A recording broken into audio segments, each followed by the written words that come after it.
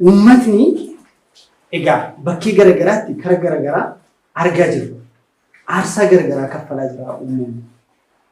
Amma uummanni ani sin barbaadu jedhee dirqamaan sin barbaada na barbaada jechuun isa baay'ee. Kanaaf bakka hundumatti qaamni uummata dirqisiisus qaama mootummaas haa ta'u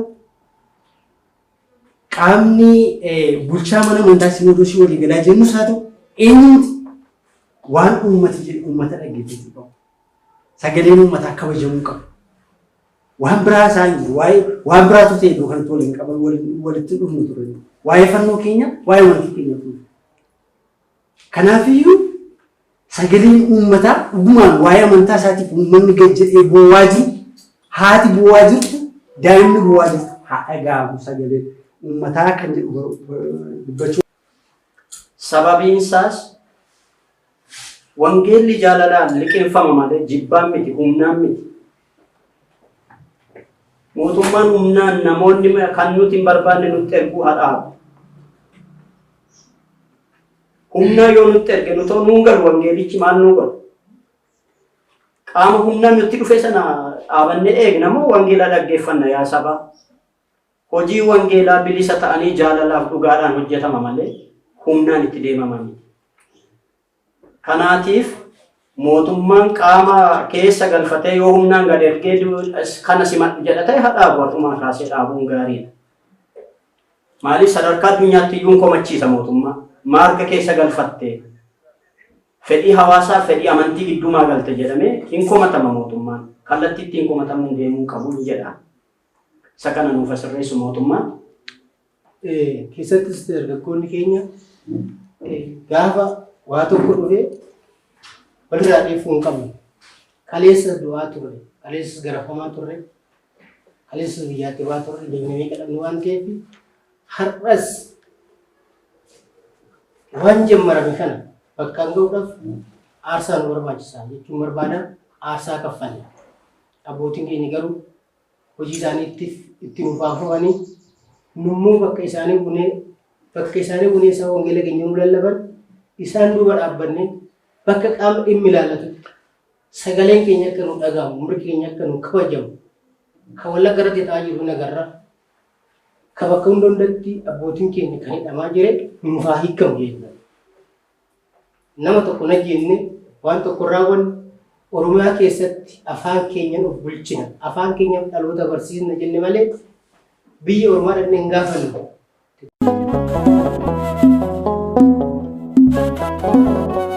Ulee Musee qabatanii baatanii ulee Musee hin cabdu. Warri sinaarii garuu ulee bofa kan qabatee deemu ulee Musee hiikinsa waan ta'eef itti gammadan. Kanaaf warri ulee Musee qabatanii deemtanii gadduus hin qabu. Waaqayyo gaaf tokko mul'isa waan ta'eef. Haa ta'u iddoo taa'uu qabdan taa'an jirtan. Iddootti argamuu qabdan argamaa jirtan. Sakana ariitiin kennaa foonii dhabdan malee kennaa hafuuraa keessa waan jiruuf aarsaa kana kaffaluu keessanitti itti gammadaa deema. Yesus Kiristoos reebameera. Kanarra nu fayyise kanarra nu jiraachise kanarratti nu baase iyyuu reebameera. Dhaanameera itti tufameera. Itti qoosameera. Kanaaf isin immoo warra isa duukaa buutanidha. Warra fakkeenya isaa dhaaltanidha. Warra fakkeenya isaan dhaalletu sin ari'aa jira. Warra fakkeenya Kiristoos hin qabannetu sin ari'aa jira waan ta'eef gaddi isinitti dhaga'amuu qabu. Hojiin wangeelaa kanuma waan ta'eef.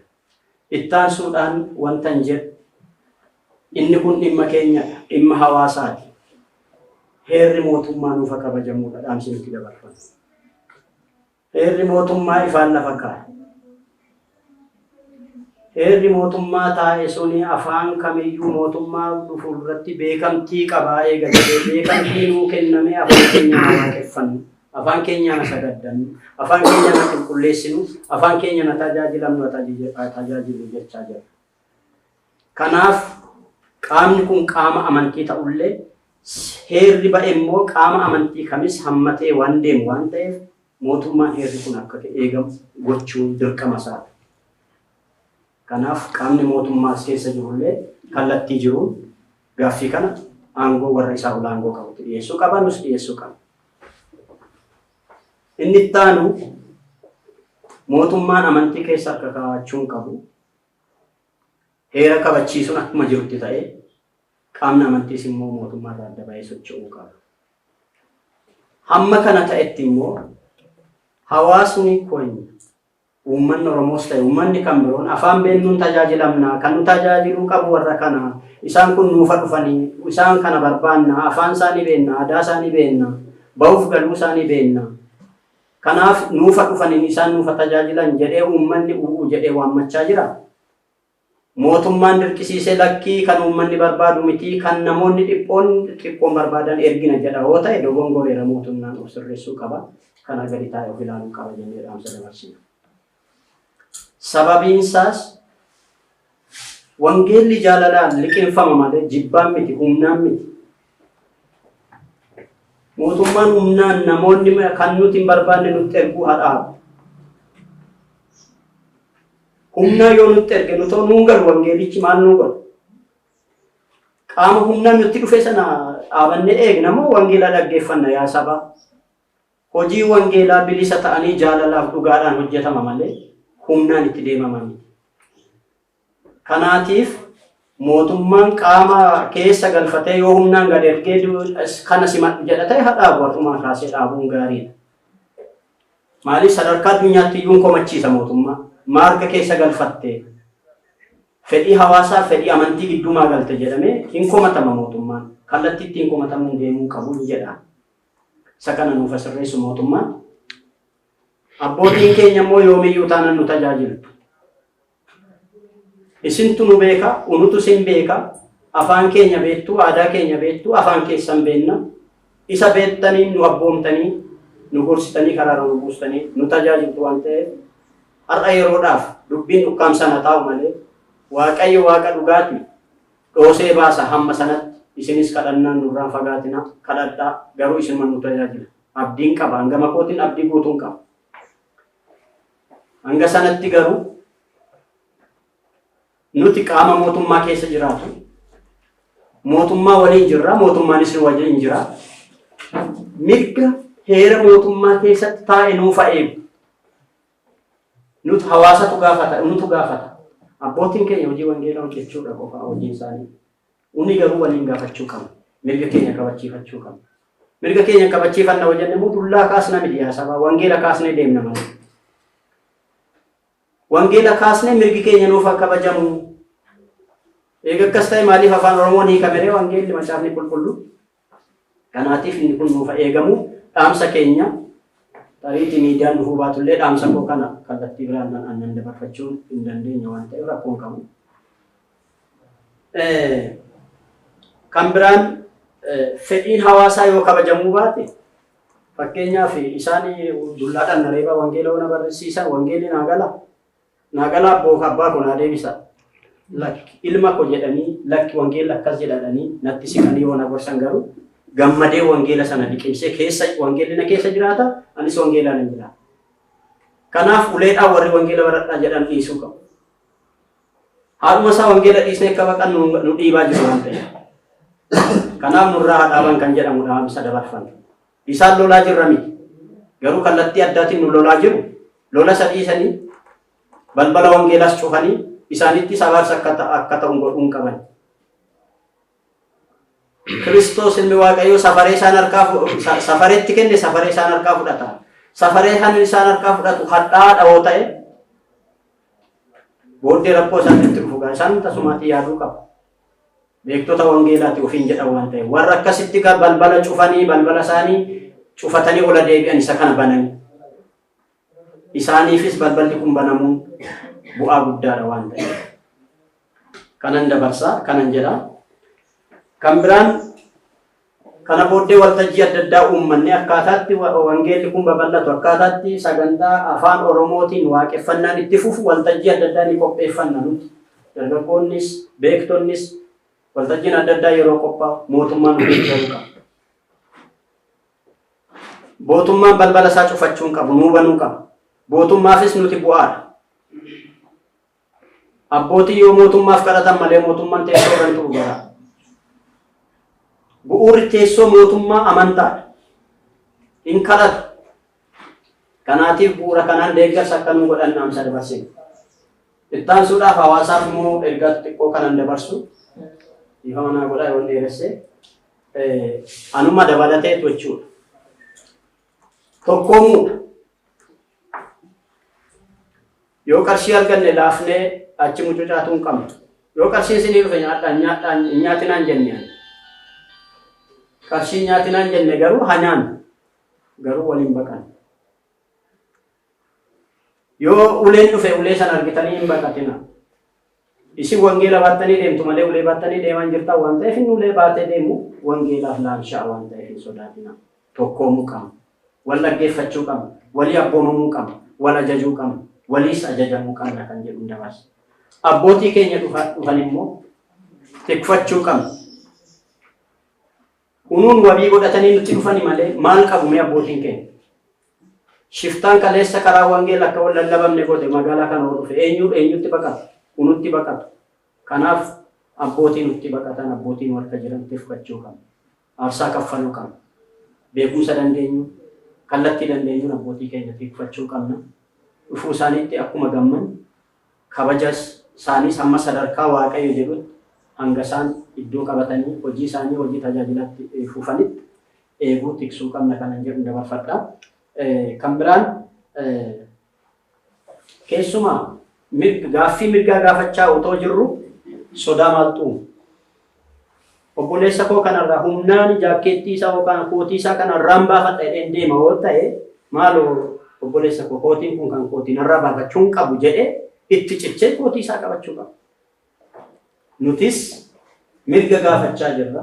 Siyaasni tokko asitti hojjetamuu qabu hin hojjetamaas hin jiru. Mirga gaafanne kana immoo mootummaanis deebisuuf qaamni ilaalu kamiyyuu deebisuuf dirqama malee mirga miti waan ta'eef mirgi keenya nuu eegame akka mirgi keenya nuu kabajamuuf sodaa malee socho'uu qabna itti adeemuu qabna. Yoo waa tokko koshee miliquu hin qabnu dura dhaabannee lakki kana gaafanne jennee itti himuu qabna kan jedhu ergaan dabarsaa ulfaadhaa kabajamaa. Mee biraa nuu jiraate? Gaariidha. Namoonni na dursanii dubbatan waan baay'ee kaasanii ani isa isaan kaasan keessan deemu garuu yaada dabalataa kan kaasuu barbaadu eebbifamuu abboonni keenya dhugaadhaan waaqayyo waan nu jaallatuuf abboota durii ijaan arguun baay'ee rakkisaa ture. Kan gara hiree kanaatti akka dhufamu godhames abboota barbaanne dhabuu keenyatti fakkaata. Abboota ijaan arguun baay'ee ulfaataa ture. Har'a garuu abboota akkaataa kanatti wajjin teenyee rakkoo keenya amantaa keenya jabeeffanna jabaanna jennee dubbachuun hiree guddaadha. Waaqayyo hiree kana nu kenneef galateeffachuun barbaada. Galanni waaqayyo keenyaaf haa ta'u. Ani kanan jechuu barbaadu abboonni koo ulfaatonni iddoo kanatti argamtanii dhugaadhuma dubbachuuf yeroo nu keessa jiru yeroo subaayeti bakki kun isin malu ture. Haa ta'u immoo waaqayyo yeroo qabu waa hundaati. Jedheeni ammaal jechuun barbaada namoota abboota muudaman jedhamanii bakkee garaagaraa irra bobba'aa jiranii fi ergaa qabu. Maaliif karaa garaagaraa ergaan kun hin qaba waan ta'eef jechuudha. Yesuus Kiristoos biyya lafaarra gaafa deddeebi'ee gochaa ture ani akkana jedhee waa torba dubbate. Ani jaalala jedhee dubbateera. Ani karaadha jedhee dubbateera. Ani jireenya jedhee dubbateera. Abboonni eebbifamuun immoo fannoo baatanii deemu. Fannoon immoo jaalala isaa dhumaa lafa inni itti mul'ise ilmaan namaatiif fayyina bakka inni itti argisiisedha. Dhugaadhaan abboonni waa'ee jaalala barsiisuuf deeman uummanni guutuun bahee mana amantaa isaatti cufee sin barbaannutu jiru. Lakkii siifan ta'a jedhanii gaafa dhaqan abbootaan isin nu bittu malee, isin nu barsiistu malee, isin nu gorsitu malee kun isin irraa eegamu abboonni keenya qalbii bitadha. Abboonni keenya wangeela qabatanii deemtan barsiisuuf deemtan ilaalaa malee eenyuyyuu isaan haa dhiibu. Eenyuyyuu isaan haa ergu. Mootummaan isaan dirqisiisu. Qaamni isaan ergisu yookiin walii galaa isaan dirqisiisu garuu isaan fannoo baatanii deemu. Garuu isaan abboota. Abbaan immoo ijoollee isaa dirqamaan deeniyyuu hin gurshu ijoollee caasa. Dirqamaan sin barsiisa si afaan abbaataa jedhanii deemuun dhugumaan anaan akka mucaa tokkotti abbaanaa ta'uu hin danda'u akkasitti dirqamaan bakka jaalalaan na bita malee abbaan dirqamaan na bitu waan ta'eef. Yesuus Kiristoos jaalala nu agarsiise amma dhumaatti amma fannootti jaalala nutti agarsiise jaalalaan nu bite waan ta'eef abboonni immoo isinis eebbifamtoonni abboonni addana jirtanis abboonni hundumtuu akka walii gadaatti episkooppoosis ta'e paatriyaarkii kan nu beeknu abbaa ta'uu isaanii beeku. Mucaa isaanis taanee jiran mucaa gaafa taane abbaa gaafa nu ta'an immoo jaalalaan nu bitaniitu malee dirqamaan nu bitaniitu. Wangeelaan nu barsiisanii nu bitaniitu malee waan biraa siyaasa biraa yookaan jecha biraa nutti himu. Kanaaf abboonni fannoo baatanii jiran dhugaadhumaan biyya lafaa gananii fannootti nu amansiisuudhaaf amananii qabatan raawwatanii waan fannoon irratti raawwatan raawwachuu qabu. Isa jedhu ergaa dabarsuu barbaada. Karaa biraan uummatni egaa bakkee garagaraatti kara garagaraa argaa jiru. Aarsaa garagaraa kaffalaa jira uummanni. Amma uummanni ani sin barbaadu yoo jedhe dirqamaan sin barbaada na barbaada jechuun isa baay'ee. Kanaaf bakka hundumatti qaamni uummata dirqisiisus qaama mootummaas haa ta'u qaamni bulchaa mana amantaa Sinodoosii walii galaa jennus haa ta'u eenyuuti waan uummati jedhu uummata dhaggeeffachuu qabu. Sagaleen uummataa kabajamuu qabu. Waan biraa isaan jiru waan biraatu ta'e iddoo kanatti waliin qaban walitti dhufnu ture. Waa'ee fannoo keenya waa'ee wanti keenya ture. Kanaafiyyuu sagaleen uummataa dhugumaan waa'ee amantaa isaatiif uummanni gad jedhee boo'aa jiru haati boo'aa jirtu daa'imni boo'aa jirtu haa dhaga'amu sagaleen uummataa kan jedhu dubbachuun barbaada. Karaa biraa adeemsa amma deemaa jiruun egaa ergaan dabarfadha jedhee isinitti himera. Eenyuuf hin dabarsa?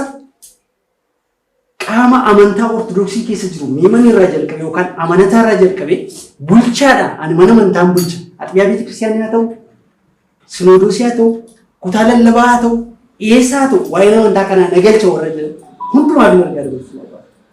Haalli amma jiru mana amantaa keenya amanataa mitiiti. Qaamonni kam akka mana amantaa keenyaa kabajarraa mul'u akka manni amantaa keenyaa tuffatamtu iccitii mana amantaa keenyaa kan hin taane mana amantaa keenyaa wanta bakka hin buunetu mana amantaa keenyaatti laxxafamee mana amantaa keenyaa maqaan badale. Mana nagadaa ta'e mana amantaa keenyaa. Isa kana abboonni dhugumaan fannoo baatanii jiran abboonni. Egaa mana amantaa gaafa jennu akka iddoo kaanii muudamni biraan hin jiru. Muudamni jiru muudama lubummaati. Paatriyaarkii irraa jalqabee episkooposota keenya jira, monoksootatu jira, daaqonootatu jira, lubootatu jira. Isaan bakka jiranitti gad ta'anii mari'atan. Barbaannu bakka abboonni keenya hojiitti nu galuu qabu jedhee uummati jedhee uummanni kan barbaade uummataaf kennu. Jaalalaan uummata tajaajilu eegatee uummanni abbaa abaluun naafa dhufutu jedhu lakki ani abbaa abaluudhaan abbaan kee kan jechuun inni akkasii ta'uu hin qabu. Abboonni keenya akkuma abboonni nu bira jiran ta'anii hawaasa wajjin mari'achaa jiran. Yaada hawaasaatiin akka deemaa jiran iddoo hundumaatti gad ta'anii yaadi hawaasaa maal jedhaa uummatni maal nuun jechaa jira dhiifama gaafachuu yoo jiraate hagataan dhiifama gaafatanii waan manni amantaa barbaadu. Mana amantaa jechuun egaa amma wangeela barsiisuun akkasitti isaan matii kennu barsiise abbootii matii kennu barsiise mana gamoo isaa osoo hin taane kiristiyaanota. Kiristiyaanonni diigamaa jiru, badaa jiru. Isa kanaaf abboota keenya uummata keenya dararuu hafee mana amantaa keessatti waan uummanni jedhan, waan abboonni jedhan sagalee abbootaa, sagalee uummataa, sagalee haadholii, sagalee daa'immanii haa dhaggeeffatan. Sagaleen hawaasaa haa dhaga'amu. Abboonni gad ta'anii haa mari'atan. Rakkoo mana amantaa lakkii an kan jette fudhatte malee ayyoo si muude malee hin ta'u jechuun hin ta'u. Qannoonaa dogmaa mana amantaa kaleessa nu barsiistan har'a irra deebitanii diigdanii abbootaan jechaa jira. Ammas qannoonaa mana amantaa lubummaan irra hin deebi'amu jedhanii irra deebi'an nutti agarsiisaa jiru. Maal jedhanii nu barsiisu abboonni akkas gochaa jiru. Boonu amma uummata biratti dhaqan warri lama muudaman maal jedhanii agarsiisan hawaasa irra deebi'amu irra hin deebi'amu jedhan. Kanaafiyyuu seera mana amantaa keenyaa gad ta'anii warra mari'atan akkaataa caaseffametti akkaataa mana amantaa biraa uummanni yoo ta'e nutti himan. seera mana amantaa isaatiin abboota keenya warra amanuu isiniin kan beeknu tokko muudamtaniittu yaa heeraan seera qabdi manni nuu maqannoonaaf doogumaa kan jennu jechuudha. Amma isa beeknutu amma sun barsiisanitti immoo sirriidha jennee fudhanneerra sirriidhas immoo kabraatu jira yoo ta'e isa kabraasan ifa baasanii intini jechuu qabu. Malee hawaasa akkasiin afaan fajjeessanii mana amantaa keessa gashanii mulquun qabanii kabaja mana amantaa. Manni amantaa ormaan miti, miimaniidhaan miti, amanaa amantaa biraatiin miti. Abbootaa fi naggaarota mana amantaa keessa galaniitu manni amantaa keenya akka kabajni isin mulqamaa jirti. Ergaa kana dabarfachuun barbaada. Kana asitti argannee Waaqayyoon si wajjin ta'ee carraa asitti sin argannu dhiyyooma kana Waaqayyoon akkuma itti naaf ta'u jechaati. Ani baay'ee keessa koo na gammadee waan baay'ee keessa koo baay'ee waan na gammadee biranii qabsoon keenyas galma nugaa deema waan jedhuun qaba. Gara biraatiin waan jechuu barbaadu ergaa ani dabarfadhu mirgi keenya nuuf haa kabajamu, mirgi afaan keenya nuuf haa kabajamu, mirgi abbootii keenya nuuf haa kabajamu, mirgi afaan keenya nuuf haa kabajamu jechuun barbaada. Maaliif nuti waan barbaadnu kan irratti du'aa turre, kan jigna keenya itti dhabaa turres dhimma afaanitti malee dhimma biraan qabnu siyaasa biraan hojjechaa hin qabnu. Afaan keenya naa barannu, afaan keenya wangeelli nuuf haa lallabamu, abbootiin keenya nuuf haa dhufan jenneeti kan kallattii hundaanuu ergaa keenya dabarfachaa jirru. Kallattii kamiin iyyuu mootummaas ta'ee kan nuti kamiyyuu warri qaama dhimmi ilaallatu mirga keenya akka nu kabajan jechuun barbaada. Keessattis dargaggoonni keenya gaafa waa tokko dhufee walirraa dhiifuu hin qabnu. Kaleessa du'aa turre, kaleessas garafamaa turre, kaleessas biyyaatti baa turre, deemnee kadhannu waan ta'eef har'as waan jammarame kana bakkaan ga'uudhaaf aarsaa nu barbaachisaa jechuun barbaada. Aarsaa kaffalna. Abbootiin keenya garuu hojii isaaniitiif itti nuuf haafamanii nummoo bakka isaanii bunee isaa wangeela keenya nu lallaban isaan duuba dhaabbannee bakka qaama dhimmi ilaallatutti sagaleen keenya akka nu dhagahamu, mirgi keenya akka nu kabajamu, kan wallagga irratti ta'aa jiru nagarra, kan bakka hunda hundatti abbootiin keenya kan hidhamaa jire nuuf haa hiikamu jechuudha. Nama tokko na jenne waan tokko raawwanne Oromiyaa keessatti afaan keenyan of bulchina, afaan keenya dhaloota barsiisna jenne malee biyya Oromaa dhaqnee hin gaafanne, Tigraay hin gaafanne, gara biraa dhaqnee hin gaafanne. Garuu waan mirga keenya gaafanneef naannoo adda addaa irratti dhimma siyaasaa godhatanii hin agarra miidiyaadhaan abbootii keenya nu jalaa hidhaa jiru. Warri nu jalaa hidhame kun nuuf haa hiikamu, mirga keenya nuuf haa kabajamu. Kunuunsiif taasisuun mootummaa gaafanne akka mootummaa Oromiyaatti abbootii keenya bira nu dhaabachuu qabaa. Fuudhuma Oromoodhaaf dhaabate afaaniin wal sobuu hin ta'in. Abbootii keenya bira dhaabachuu qaba, mirgi isaanii kabajamuu qaba, mirgi afaan Oromoo kabajamuu qaba. Waan jedhu qaba. Tajaajilli Oromiyaa keessatti warri wangeela baratan Oromiyaa hedduu qabna. Namas baay'ee qabna, nama baratas qabna, humna guddaa qabnas. Qabeenyas qabna, fuudhee abbaan qabeenya rabbitti haa ture. Oromoon ganda dhaqee nama hin kadhatu, Oromatu nu kadhata malee biyya Oromaan deebitoo Oromoon rakkisu. Garuu diinatu dhufee Oromiyaa keessa galee nu rakkisaa jira. Kanaaf nutis bakka jirrutti akka dargaggeessatti dargaggeessis dhaggeeffachuu qaba, abbootii keenya dhaggeeffachuu qaba. Waan isaan irra jiran hubachuu qabna. Rakkoon isaan rakkoo keenya ta'uu qaba. Yoo ta'es ta'e hin ta'as immoo yoo ta'us didamuu akka dargaggeessatti dhiibbaa geessisuun keenya dirqama ta'a. Shakkii takka illee irraa hin qabnu. Waan gaafanne gaafiin keenya nuuf deebuu qaba. Jennee bakka jirrutti sagalee keenya dhageeffachuu qabnan jedha. Kan har'aa billee boodatti dabalaa guddaa galatti gochuun barbaada.